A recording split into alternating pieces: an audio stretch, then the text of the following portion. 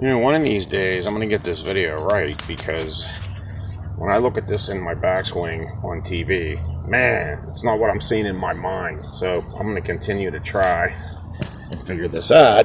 Thanks for hanging in there with me. A little different angle this time.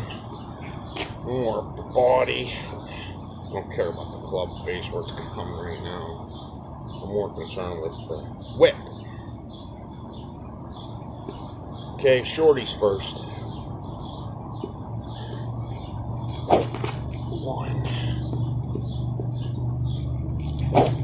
2, 3, 4. Alright, now let's try a long one.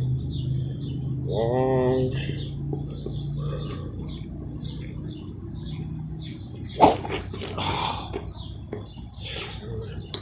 Can't tell the difference without the video. Alright. Let's see what that does for me. Peace.